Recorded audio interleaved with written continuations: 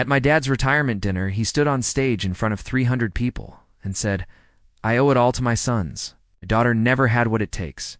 People laughed, including my own family. They had no idea the daughter they mocked was the only one keeping his company alive, that their humiliation would cost them everything. This isn't a story about revenge. This is a story about waking up and burning their legacy to the ground with the truth. My name is Emily, and for most of my life I tried to earn a seat at a table that was never meant for me. This is the story of how my father humiliated me in public, and how I quietly tore down the entire empire he thought only his sons deserved. I still remember the exact color of the curtains behind my dad as he stepped onto that stage. Dark maroon, heavy, old-fashioned, the kind he always loved because they made a man look powerful. The ballroom smelled like polished wood, champagne, and money, the kind of place where legacies were celebrated, daughters were forgotten. I was standing near the back, holding a glass of water I wasn't even drinking. My brothers Nathan and Tyler sat at the front with their wives, grinning proudly like they were the princes inheriting a kingdom. I wasn't invited to sit with them. My seat card had been placed at a side table, right next to a decorative plant. My mother didn't even bother to look my way. Then my dad tapped the microphone. "Ladies and gentlemen, today is a proud day." He talked about his 42 years in business, about sacrifices, about growth, about leadership. I waited for my name, just once. One acknowledgement, and then he said it. "I owe it all to my sons, my daughter. She never had what it takes." The room laughed. Actual laughter. I felt my lungs collapse from the inside. I felt heat crawl up my neck. I felt every childhood rejection, every ignored achievement, every time he praised my brothers for things I actually did, all crashing into me at once.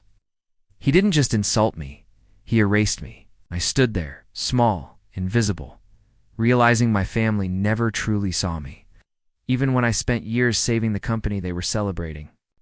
I held back tears long enough to leave quietly before dessert was served. I didn't cry in the car. I didn't scream. I just sat there, whispering one sentence to myself. He has no idea what I'm capable of. People think revenge starts with rage, but mine started with exhaustion. Years of fixing my brother's mistakes, rebuilding deals they ruined, working late nights without credit. Watching my father publicly praise them for my successes, being told you're too emotional to lead my father, raised me to be quiet, to do the work and let the men take the credit. But what he didn't realize was this. Quiet girls learn to observe everything, and I had. For years, I knew where the money really came from. I knew who the real clients were. I knew what illegal shortcuts my brothers took. I knew every tiny financial crack beneath the company's surface. My revenge didn't start with a plan. It started with the truth. 3 weeks after the retirement dinner, I was called into a family meeting. Nathan leaned back in the leather chair, smirking like a king. "Emily, Dad decided your salary is being reduced. We need to save money, and you're not essential." Tyler chuckled. "Don't take it personally. You're just not leadership material." I stared at them, feeling nothing. No anger, no sadness, just clarity. "Okay," I said. And I signed every paper they slid across the table. They thought they were stripping me of power. I had no clue they were freeing my hands. That night, I packed every document I had ever collected. Emails, contracts, fake vendor records, tax violations, bribes, cash transfers, board meeting recordings, screenshots, truth sharp enough to cut the company's throat. I hired a corporate lawyer at midnight. "It's time," I told him. He didn't ask for details. Smart man. Dad called for a board meeting to officially hand over ownership to my brothers. The room was filled with executives in suits, investors with expensive watches, and a board that had always assumed the sons were the future. My brothers entered laughing and high-fiving. My mother walked in wearing pearls like she was attending a coronation. And I walked in quietly, calm, a folder in my hand. Dad started, "Today, I officially pass my legacy to my lawyer stood. Before you proceed, Mr. Miller, my client has evidence of financial misconduct by your sons." Dad burst into laughter. "Misconduct? My sons?" Then he looked at the first page. The color drained from his face. The documents showed Tax fraud, hidden losses, illegal vendor kickbacks, laundered money, false signatures. Under the table deals, misleading investors, embezzlement trails from my brother's accounts. Each page hit harder than the last. My mother stood. This is fake. She's jealous. My lawyer placed a USB on the table.